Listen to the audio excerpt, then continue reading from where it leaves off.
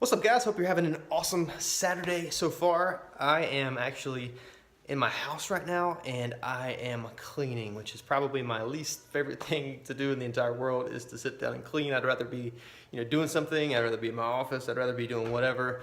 But it's my day to help clean. My wife is out running some errands this morning, so I'm here with the kids, which are upstairs.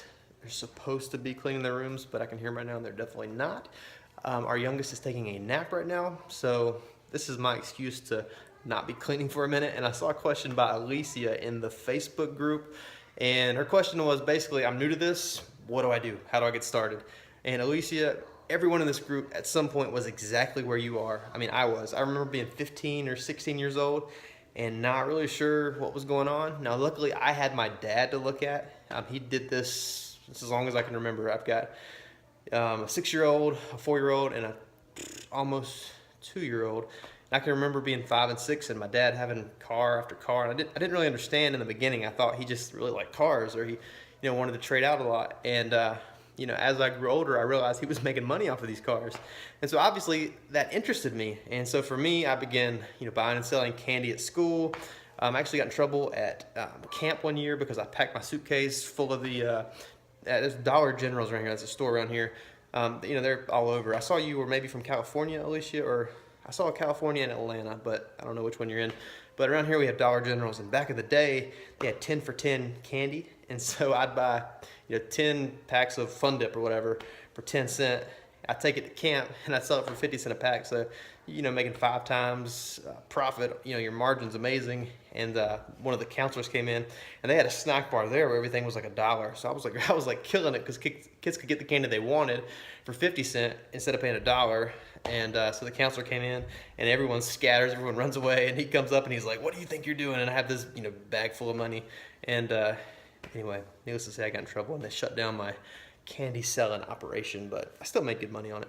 But we all started, knowing nothing. And so for me, I got to see my dad do it. When I had a question, when I was 15, 16 doing it, I could ask my dad. Now you might not have that luxury, but you have this group, which is awesome because there's, a lot of really amazing people in here that are more than willing to take time out of their day to answer your questions. So it's a really awesome resource. Don't take it for granted. Use it. If you have a question, ask it in the group because people will come and will answer your questions. So to those of you that are answering questions, thank you. I mean, you've been amazing. So where I would start is reading through some of the posts in this group.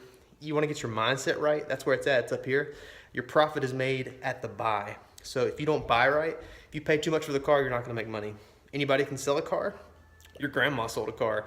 You might have sold a car at some point in your life. Your Aunt Peggy has sold a car. Your cousin Fred that knows nothing about cars has probably sold a car at some point.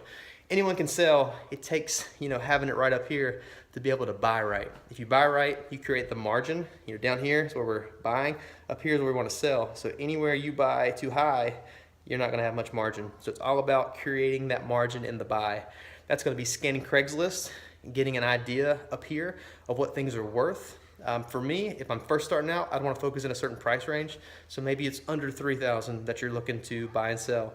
Maybe it's $5,000 to $7,000, but you really want to know your price point. You want to know what things are going for in that price point.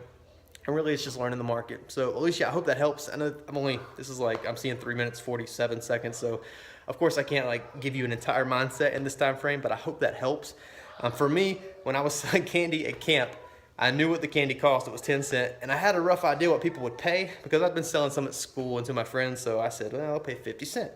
And, it was helpful because they were spending their parents' money. They'd send them, whatever, $20 to spend on candy at camp. So they didn't care what they were paying.